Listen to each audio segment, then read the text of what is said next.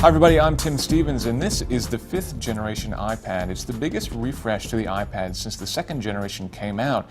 In fact, it's such a big change to the design that they've gone ahead and changed the name. So, meet the iPad Air. It still has the same 9.7-inch Retina display up front that you've seen in the 4th generation and earlier generations of the iPad, but this generation is critically 20% thinner and 40% lighter. That may not sound like big numbers, but actually it is a very noticeable difference. When you pick up and hold this tablet, it's incredibly light and incredibly thin, much more so than before. It really feels great, much more close to the iPad mini than indeed to the 4th generation and the previous generation iPads that came before. It has the A7 processor, which we just saw introduced in the iPhone 5S, which is a 64-bit chip, which gives really great performance. We've actually seen noticeable improvements over the 4th generation iPad, which itself was quite a performer. Games will run really well, especially new releases like the latest Infinity Blade, and applications will load more quickly, and web pages will launch more quickly as well. However, it's not a huge difference from the previous generation. Interestingly, this is the same CPU as found in the iPhone 5S. Previous versions of the iPad have had upgraded versions of the chips, but this is the same version. Benchmarks prove it to be about the same speed as the iPhone 5S. That's not a bad thing by any means. The 5S is indeed a very quick phone, but if you're hoping for something even quicker, you're not going to see that here.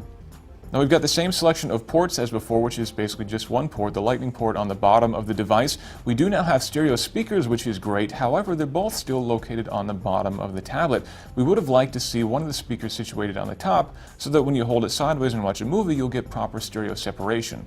The other thing that we would have liked to see would be Touch ID. That's something that Apple introduced with the iPhone 5S so that you can just hold your finger on the home button and unlock the phone without having to type in your PIN code. Unfortunately, that's not present here on the iPad Air. You'll still need to type in your PIN code to unlock the tablet. Now, of course, most iPads never leave the home, so security isn't such a big deal, but certainly when you're buying applications, it does get a little bit annoying to have to type in your password, especially if you've gotten used to doing things on the iPhone 5S with just a fingerprint. Overall, we're really big fans of the new iPad Air. It's nothing really that drastically different over the 4th generation, but the thinness and lightness do make it much more of a portable tablet than before. You barely will even notice it in your bag.